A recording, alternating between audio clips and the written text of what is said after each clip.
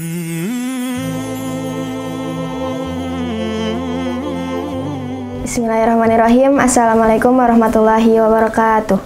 Alhamdulillahirrabbilalamin. Assalatu wassalamu ala asrofil anbiya'i wal mursalin wa ala alihi wa sahbihi ajmain amma ba'du.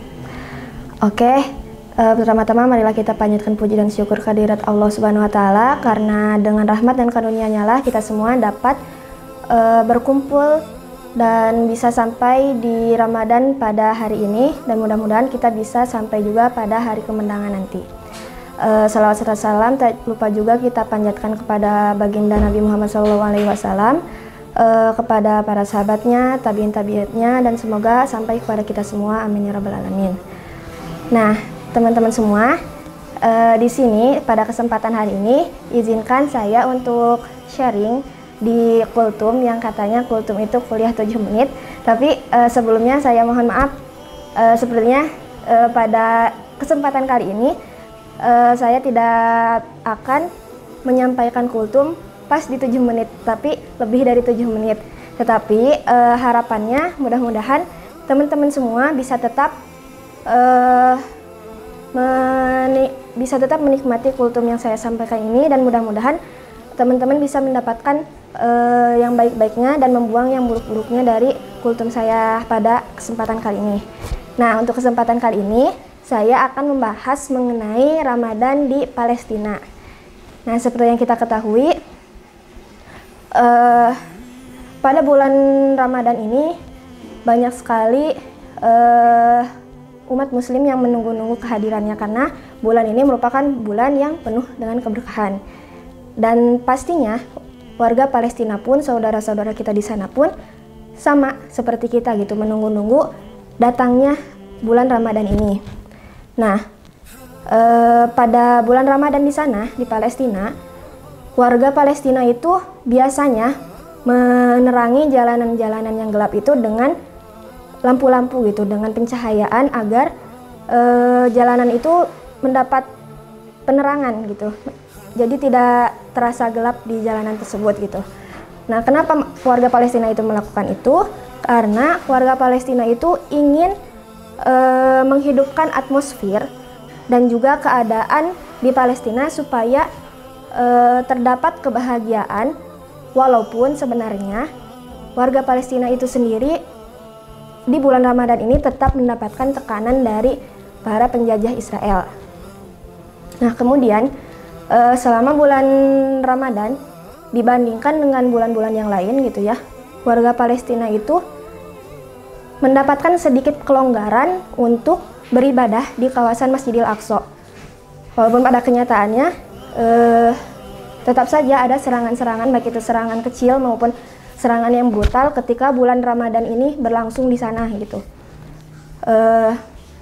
Jadi warga-warga Palestina yang berasal dari berbagai daerah, salah satunya dari West Bank atau dari tepi Gaza, semuanya berbondong-bondong gitu merapat ke kawasan Masjidil Aqsa untuk beraktivitas di sana, karena mereka tidak ingin menyia-nyiakan bulan yang penuh berkah ini. Nah, seperti halnya di Indonesia gitu ya, teman-teman juga pasti punya makanan atau minuman yang teman-teman tunggu-tunggu gitu, karena adanya itu hanya di bulan Ramadan aja. Nah, di Palestina pun sama gitu. Di sana ada beberapa makanan dan juga minuman yang hanya ada ketika bulan Ramadan saja gitu. Nah, yaitu salah satunya ada makloba, kemudian ada kotaif, lalu ada carob juice, dan juga ada can juice. Nah, kemudian rutinitas yang biasanya warga Palestina rutin lakukan dan di bulan Ramadan ini pasti mereka tingkatkan gitu ya untuk mempererat ukhuwah mereka, yaitu dengan cara mereka itu saling mengunjungi satu sama lain, baik itu kerabat, saudara, kemudian melakukan family gathering dan juga melakukan piknik di kawasan Masjidil Aqsa itu sendiri. Nah, seperti yang kita ketahui, bulan Ramadan ini merupakan bulan yang penuh dengan keberkahan. Nah, tetapi dengan segala keadaan yang ada di Palestina sana, dengan banyaknya kekerasan yang diberikan oleh tentara Israel ke warga Palestina, itu tuh menjadi salah satu doa utama gitu bagi warga Palestina di sana, bahwasannya walaupun dengan berbagai tekanan yang mereka dapatkan dari tentara Israel, tetapi mereka tetap ingin menjalankan ibadah Ramadan ini yang penuh berkah ini dengan semaksimal mungkin gitu. Sehingga dengan doa utama tersebut itu menjadi kekuatan bagi warga Palestina itu sendiri untuk berusaha menghadapi bulan Ramadan ini walaupun di tengah kekerasan itu sendiri. Nah, kemudian perihal semua kejahatan yang dilakukan oleh tentara Israel gitu ya. Seperti yang kita ketahui, sudah banyak sekali bukti-bukti yang tersebar di media sosial terhadap perlakuan Israel kepada warga Palestina, dan itu tidak bisa dikategorikan sebagai kejahatan biasa. Nah, bahkan kejahatan yang dilakukan Israel itu sudah mencapai titik kejahatan yang melanggar hak-hak asasi manusia. Nah, di sini saya akan menyebutkan beberapa pasal yang terdapat dalam Universal Declaration, beberapa pasal yang terdapat di Universal Declaration of Human Rights, bahwasannya Israel itu sudah melanggar hak-hak asasi manusia terhadap apa yang dilakukan mereka ke warga Palestina. Nah, yang pertama itu terdapat dalam pasal 3 yang berisi bahwasannya setiap orang itu memiliki hak untuk hidup, kebebasan, dan juga keamanan dalam hak asasi manusia itu sendiri. Tetapi kenyataannya di Palestina sana, warga Palestina tidak menepati hak asasi manusia tersebut. Kemudian, kenapa warga Palestina itu tidak mendapatkan itu semua? Kita bisa ambil contoh dari kejadian Ramadan di beberapa tahun lalu, di mana ketika tahun 2014 Israel melakukan serangan yang brutal dan menyebabkan keadaan di Palestina itu sangat berbahaya, sehingga warga-warga Palestina itu berusaha untuk nekat gitu ya, kabur dari perbatasan untuk mencari tempat tinggal yang aman tanpa membawa apapun gitu. Jadi dengan tangan kosong karena saking keadaan di sana tuh sangat mencekam gitu. Kemudian di tahun 2021 lalu, teman-teman juga pasti tahu di Ramadan tahun 2021 itu Israel melakukan gencatan senjata, tetapi mereka yang melanggarnya sendiri dan terjadi serangan yang sangat brutal dan sangat besar, yaitu dengan penyerangan roket yang sangat masif ke daerah Palestina oleh Israel dan menyebabkan kerusakan-kerusakan yang sangat parah di daerah Palestina, dan pastinya menimbulkan banyak sekali korban jiwa. Itu di tahun 2021 tuh ketika Ramadan menjadi isu yang sangat panas juga itu. Nah, kemudian dalam pasal 12 bahwasanya tidak ada siapapun yang boleh mengalami penyiksaan maupun hukuman yang tidak manusiawi, yang tidak merendahkan diri manusia, tetapi justru di sana di Palestina tuh Israel melakukan hal tersebut juga gitu. Kemudian di dalam pasal 13-nya bahwasanya semua orang memiliki hak kebebasan untuk bergerak ataupun bertempat tinggal di dalam setiap perbatasan di negara bagian gitu. Tetapi seperti pasal-pasal sebelumnya, Israel melanggar hak asasi manusia warga Palestina di sana.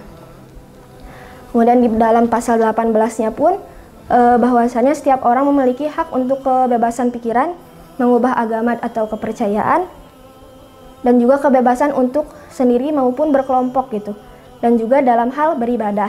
Nah, di sini Israel juga sama melanggar hak asasi manusia bagi warga Palestina itu sendiri, karena contohnya itu kejadian beberapa hari lalu di malam ke-14 Ramadan. Israel melakukan serangan brutal juga terhadap jamaah yang sedang beribadah di dalam Masjid Qibli di kawasan Masjidil Aqsa, di mana tentara Israel itu memberikan gas air mata, melemparkan bom, kemudian menembaki para jamaah, mengikat jamaah laki-laki, kemudian memukul semua jamaah, baik itu perempuan, laki-laki, maupun itu yang sudah tua maupun yang masih muda gitu ya.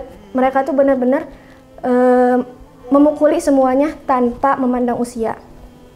Teman-teman juga pasti tahu kan berita ini gitu ya, ketika malam ke-14 Ramadan kemarin, dan itu pun terjadi sampai dini harinya gitu, sampai pagi harinya. Dan yang paling menyedihkannya itu adalah ketika tentara Israel melakukan penyerangan tersebut kepada jamaah di Masjid Qibli, paginya pemukim ilegal Israel itu langsung memasuki kawasan Masjidil Aqsa secara paksa dan melakukan ritual ibadah agama mereka di dalam Masjid Qibli, di dalam tempat suci umat Islam gitu. Mereka melakukan ritual itu karena apa? Karena mereka itu berkeyakinan gitu bahwa tempat ibadah mereka, yaitu Kuil Solomon, terdapat di dalam Masjid Qibli itu sendiri gitu. Jadi tujuan utama Israel melakukan penyerangan itu adalah untuk membersihkan para jamaah di kawasan Masjidil Aqsa dan menghancurkan Masjidil Aqsa itu sendiri. Nah, jadi dari kejadian kemarin di tanggal 14 di malam 14 Ramadan gitu ya, terdapat 3 cerita sedih gitu yang bisa kita ketahui juga ya. Yang pertama itu ketika penyerangan tersebut terjadi, terdapat beberapa wanita, salah satunya itu Sister Baroah, yang di hijabnya itu berlumuran darah gitu. Nah, darah itu tuh berasal dari darah-darah para lelaki, para saudara-saudara kita yang sedang melindungi perempuan-perempuan yang diserang oleh tentara Israel itu sendiri. Dan yang menyedihkannya itu adalah Sister Baroah itu tidak ingin membuang hijab yang berlumuran darah tersebut karena beliau itu ingin menunjukkan kebanggaan bahwasannya warga Palestina itu memiliki ukhuwah yang sangat kuat. Kemudian yang kedua yaitu kendaraan yang terbatas yang digunakan oleh warga Palestina untuk bermobilisasi melintasi Gaza yang banyak sekali checkpointnya ya, seperti yang kita tahu. Warga Gaza tuh untuk memasuki kawasan Masjidil Aqsa tuh sulit sekali karena banyak sekali checkpoint yang harus mereka lewati. Nah, kendaraan yang mereka pakai itu sangat terbatas dan tidak sebanding dengan jumlah warga yang terdapat di kawasan Gaza itu sendiri. Dan yang menyedihkannya itu, di dalam kendaraan itu hanya berisi orang tua yang berusia 45 tahun ke atas, sedangkan para pemudanya benar-benar dibatasi tidak boleh memasuki kawasan Masjidil Aqsa untuk beribadah di dalam sana. Kemudian yang ketiga yaitu para pemukim ilegal Israel yang memaksa masuk ke dalam kawasan Masjidil Aqsa, sedangkan di malam harinya itu tentara Israel melakukan penyerangan yang besar sekali secara brutal kepada para jamaah yang berada di kawasan Masjidil Aqsa. Dan penyerangan itu tidak hanya kepada umat Islam gitu, penyerangan itu pun terjadi kepada umat Kristen yang berada di kawasan Masjidil Aqsa itu. Dan para pemukim ilegal Israel ini benar-benar memaksa masuk ke dalam Masjidil Aqsa untuk melakukan ritual ibadah mereka karena di bulan Ramadan itu terdapat hari besar mereka, hari besar agama mereka gitu. Sedangkan seperti yang kita ketahui bahwasannya merusak ataupun melakukan ritual ibadah di tempat ibadah agama lain itu benar-benar tidak diperbolehkan dalam hukum internasional. Nah, kemudian yang terakhir yang akan saya sampaikan kepada teman-teman semua, bahwasanya saudara-saudara kita di sana, saudara-saudara kita di Palestina itu benar-benar memiliki keistimewaan yang sangat besar. Hanya mereka yang Allah berikan kekuatan dan keimanan sebesar itu gitu ya. Karena kalau dipikir-pikir, kalau misalnya kita berada di sana, di posisi mereka, kita tidak akan mungkin sekuat mereka gitu. Nah, keistimewaan yang dimiliki oleh warga Palestina ketika bulan Ramadan ini gitu ya, maupun di bulan-bulan yang lainnya, yaitu mereka itu bisa terus tetap tersenyum walaupun di tengah keadaan yang benar-benar mencekam, benar-benar tertekan gitu. Tetapi mereka selalu berusaha seolah-olah tidak terjadi apa-apa karena mereka itu ingin menunjukkan gitu kalau kami itu tidak takut kepada tentara Israel itu gitu. Dan warga Palestina itu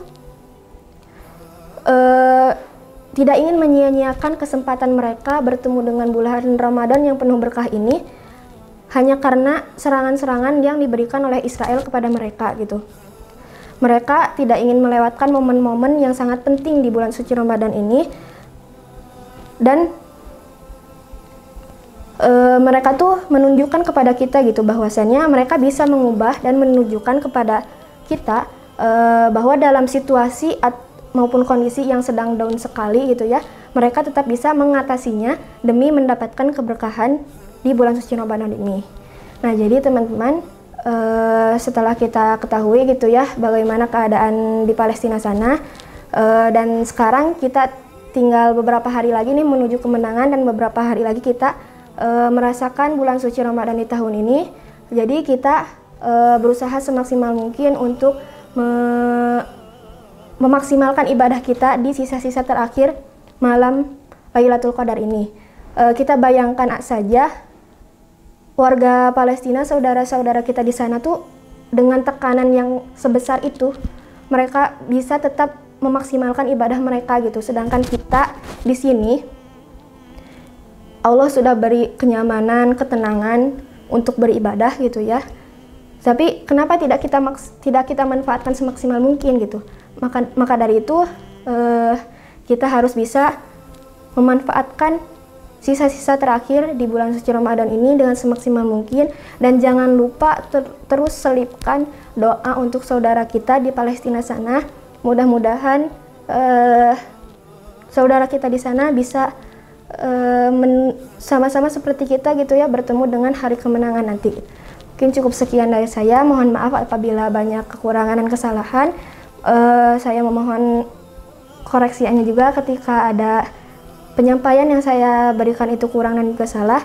Terima kasih atas waktunya. Mudah-mudahan teman-teman bisa termotivasi dari kultum hari ini, dan mudah-mudahan banyak yang bisa teman-teman dapatkan juga.